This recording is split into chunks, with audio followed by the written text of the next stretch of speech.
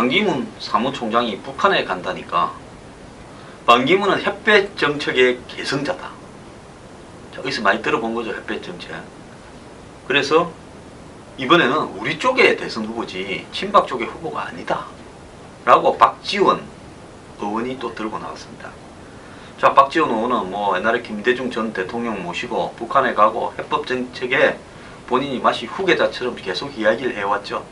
김대중 하면 햇볕 정책 하면 또 그 옆에 보조자 박지원 이렇게 되는 거 아닙니까?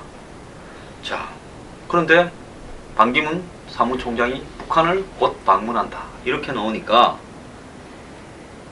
이 박지원 의원이 해법 정책을 공유하기 위해서 반기문 사무총장이 북한을 방문한다. 그러면서 반기문 총장 측근들은 그가 보수적으로 보이지만은 사실은 햇볕 정책을 신봉하는 분이다. 그러면서 야권과의 연관성을 이야기하면서 노무현 정권에서 외교 보좌관을 지냈고 외교통상부 장관을 지낸 사람이다. 뭐 그렇게 이야기했습니다. 그것보다 더한 게 있었죠. 노무현 정권에서 TF를 만들어 가지고 반기문 유엔 사무총장 선임을 시키기 위해서 상당히 애를 썼습니다. 뭐 제가 그 내용을 좀 잘 알고 있는데요. 그러니까 노무현 정권은 반기문 유엔 사무총장이 자신들의 된 것이 업적이다. 이렇게 말을 하고 싶은 겁니다. 그래서 이 박지원 의원과 동교동 그리고 새정년의 비주류는 반기문 전 사무총장과 상당한 교감을 가지고 있는 것처럼 이야기를 하고 있습니다. 그러면서 나오는 이야기는 지난주쯤에 반기문 총장의 핵심 측근이 홍문종 의원이 이야기한 반기문 대통령의 친박 실세 총리 그 이혼 집정부제 발언을 홍문종 의원이 이야기했죠. 이 부분에 대해서 상당히 불쾌하다. 우리를 무슨 최규하 총리처럼 만들라는 거냐. 최규하 총리는 그 박 대통령이 돌아가시고 난 다음에 대통령직을 계승했지만 뒤에서 실세는 전두환 사령관이 사실상 실세했기 때문에 거의 껍질뿐인 허수아비 대통령 행거 아닙니까? 그러니까 반기문을 허수아비로 만들겠다는 거냐 이런 이야기를 했다라는 이야기까지도 소개를 했습니다. 작년 10월 달에 건노갑 고문이 반기문 총장 뭐 접근하고 뭐 이야기를 했는데 야당으로도 출마할 수 있다 이런 이야기를 흘린 게 있죠. 그때 이 새누리당의 친박들 국가경쟁력 강화 포럼에서 친박 의원들이 모여서 반기문 뭐 대권 이야기를 했을 때입니다. 그때도 야당이 우리 쪽으로 나올 가능성이 있다고 서로 이야기가 되고 있다는 식으로 건노갑 고문을 통해서 흘렸는데 이번에는 북한 간다니까 박지원 의원이 나서서 반기문이가 우리 쪽으로 출마할 가능성이 있다. 친박들에 대해서 불쾌하다. 이런 이야기를 또 한 겁니다. 그래서 박지원 의원은 반기문 사무총장이 대권을 가려고 한다면 새누리당보다 새정치연합이 더 낫지 않겠냐. 그리고 이 뉴 DJP 연합 후보로 충청권과 수도권 반기문 사무총장은 충북 제천분이잖아요. 그러니까 야당으로 나오면 충청권과 수도권이 거의 똘똘 뭉쳐서 지지하지 않겠느냐 이런 이야기를 한 겁니다. 그래서 이 지금 비노 진영은 비주류 진영은 새정년에 자기들의 대선 후보가 없다라는 것이 약점입니다. 자, 그래서 안철수 의원하고 좀 가깝지만은 안철수 의원 갖고 되겠나 이런 생각도 하고 있겠죠. 자, 박원순 의원은 친노하고 가깝습니다. 그리고 친노에는 또 문재인이라는 지난번 대선 후보가 있습니다. 그러다 보니까 비노 진영에서는 우리도 뭐가 하나 있어야 앞으로 친노도 견제하고 우리가 공천에서 유리해지지 않겠냐. 그래야 우리도 똘똘 뭉쳐서 개파로서 존재가 가능하지 않겠냐. 즉 총선 때 공천을 못 받아버리면 비주류 비노는 끝나버리죠. 그러니까 아마 비노가 이제 반기문을 언급하기 시작하는 것 같습니다. 그래서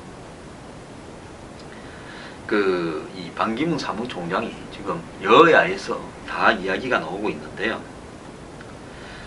동교동은 뭐 호남을 기반으로 해서 충청도, 수도권까지 가는 자기 주자로 좋지 않겠느냐. 또 이 반기문 사무총장의 입장에서는 친박 진영에서 아니 대통령 시켜줄 줄 알았더만은 대통령은 껍질로 그냥 외교와 안보만 관장하는 대통령하고 실세 총리는 친박이 하겠다는 이야기까지 나오니까 아니 저 사람들 뭐 나를 갖다가 대통령 시켜주는 줄 알고 끌고 다니더만 이제 저런 소리를 하냐고 좀 기분이 나쁘겠죠. 대통령 할 생각이 있다면 기분이 한 8, 90% 나빠졌을 겁니다. 그러니까 고텀을 파고들어서 또 야당이 반기문은 우리 쪽으로 오면 된다. 이런 이야기를 하고 있습니다. 자, 그러면 반기문 사무총장이 북한을 가는 부분이 야권에도 희망인데요. 북한 가는 부분이 답이 나오고 반 총장한테 유리하게 작용하려면 답은 하나밖에 없다고 제가 이야기한 게 있습니다. 뭐냐?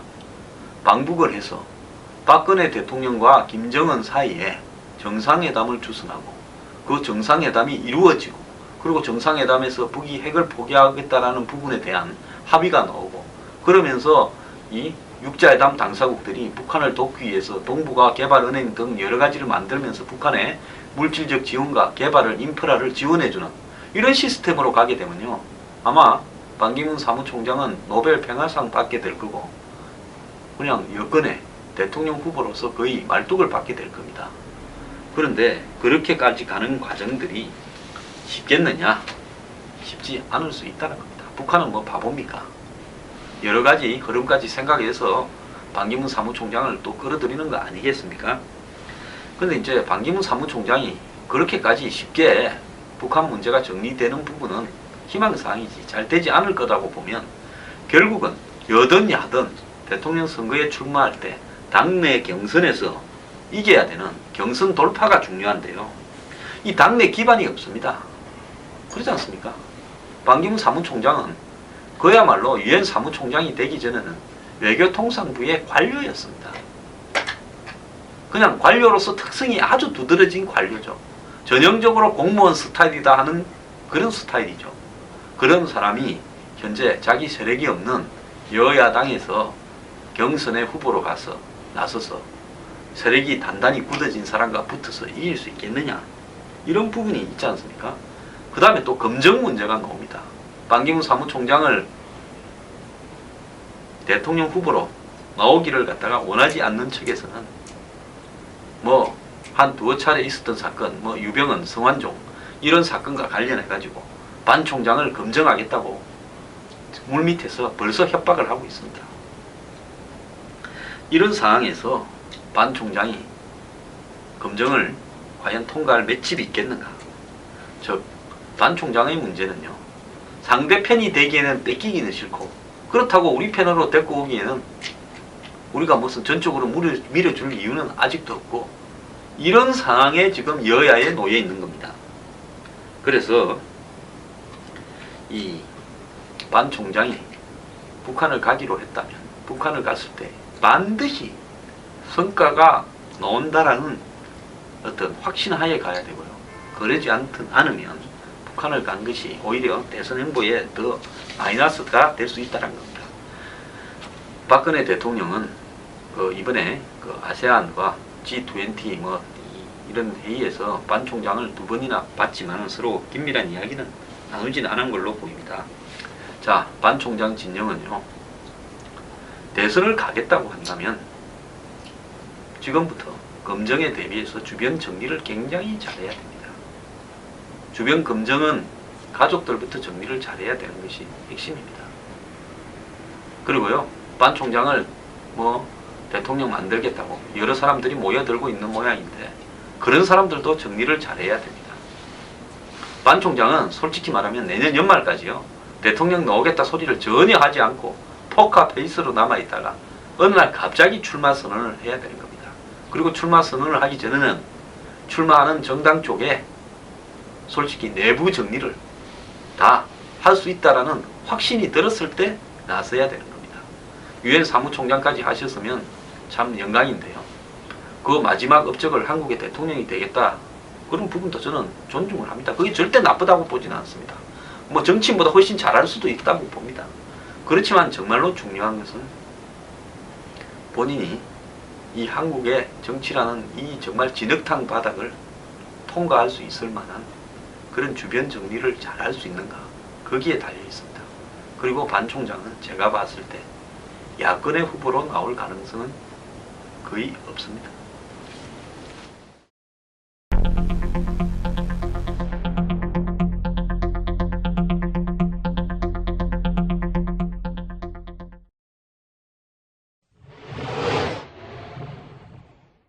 김영삼 전 대통령이 서거하셨는데요.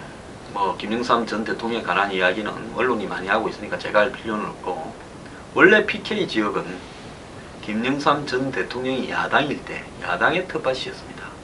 그런데 91년 3당 합당으로 여권에 오고 난 다음부터 PK 지역이 또 여권의 텃밭으로 변해간 겁니다.